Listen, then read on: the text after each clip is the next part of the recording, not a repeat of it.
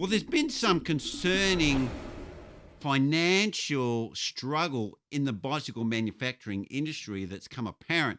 And what makes this even more concerning to me is this is a very big company, and we're only just going into recession. People are talking about a recession going for 12, maybe to 18 months before it starts to turn and we come out.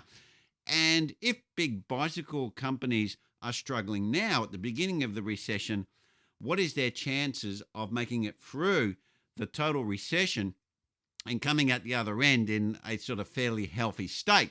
Well, let's roll the intro and let's have a little bit of a talk about who is this manufacturer and what are the things that could be affecting the bicycle industry at the moment that could be putting extra pressure on some of these big companies that have weathered recessions in the past.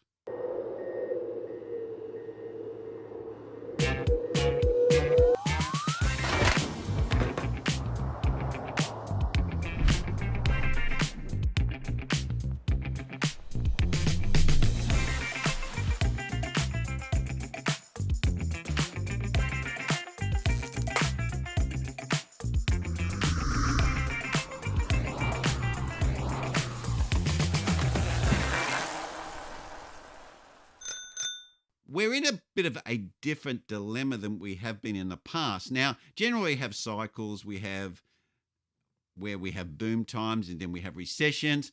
And the problem is with the bicycle industry is that they've been sort of fairly stable. It's been a cheaper form of transport and you can always seem to afford a bicycle, and the cheaper bicycles have always seemed to be a reasonable price and something you can buy. It's cheap to maintain, cheap to run, or you can get bits and pieces secondhand. You can keep these things running. And also, it's something that people use for exercise and sport and so other things. So it's kind of been fairly resistant in the past and been able to work its way through these recessions. But what we've had in modern times, we've had COVID. Now, COVID is something that probably the last time we had a problem like this was probably about 100 years ago. It's probably a 100-year cycle of a disease similar to this.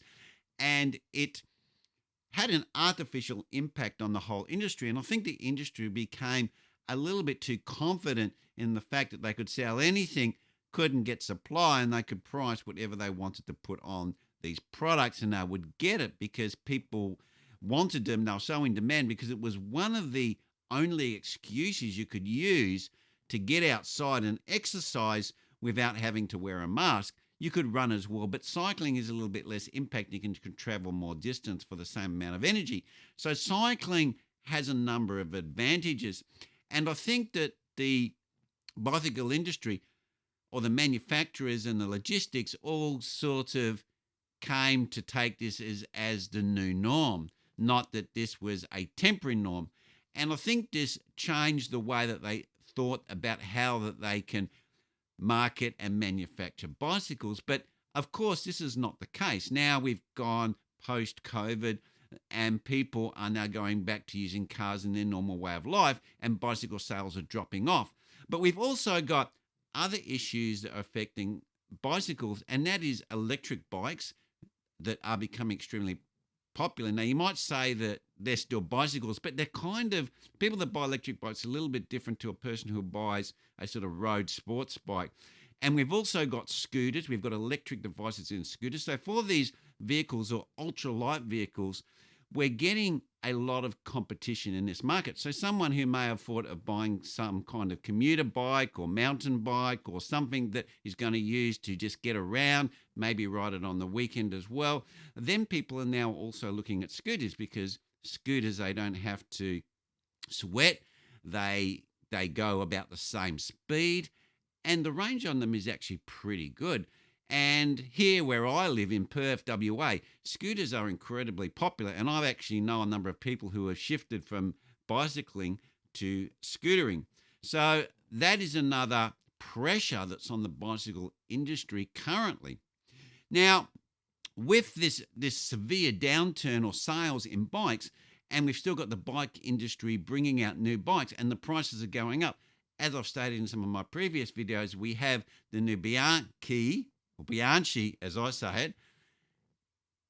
It actually was listed at $29,000 originally, and they must have had a look at that or done a typo or something on the Australian website, but they lowered it to $24.99 for their top Bianchi RC Corsa. So that is an insane price for a bike, and any normal person who is unaware of the bicycle industry would just go, that is ridiculous. It's like, it's like a Ferrari price, but even then, are we really getting the performance gains that you get from a Ferrari to a Toyota, from a Bianchi to a standard bike? You're not. The performance difference is a lot smaller because the engine, which is us, can't take advantages of the gains that are built into the bicycles, if they're real and if there is any.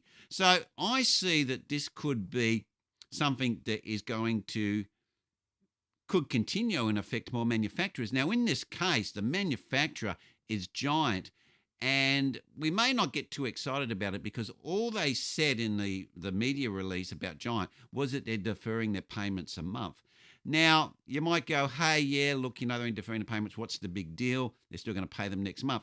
But for a big company like that to defer their payments a month is a big deal because it affects their credit rating, their ability to loan money. There's a lot of things that are linked into how businesses work that affect a big company like that. Like if they wanted to have a bigger withdrawal or hold a loan for longer, or take that same money as interest rates go up, banks are going to be reluctant to support those companies because they go, hang on a sec, you've defaulted on your payment. Also, manufacturers are making stuff for that big company, which is Giant in this case, might go, hey, maybe we should expand into different areas, not just make bike components, or we should look at other manufacturers, or we should look at different products because a lot of things are made out of carbon and so forth, and diversify because these bicycle companies are unreliable for payment. So that's all the psychological things that not paying on time has towards other companies and other suppliers. So guys, what do you think about so early in a recession and interest rates are still climbing that we're seeing big companies like Giant having trouble meeting their monthly payments? Or they're just saying, hey, look, everyone needs to take a little bit of risk, with the fact that, we're going to recession. I don't really buy that. You still got to pay your bills in a recession, or you have to downsize, or something has to give. Companies still need to pay their dues. Otherwise, they're going to end up going into liquidation or bankruptcy. It's just the way it's going to go. So it'll be interesting to see if this expands to other bicycle companies in the industry. Anyway, guys, that's where I'm going to leave it, and I'm going to see you next vid.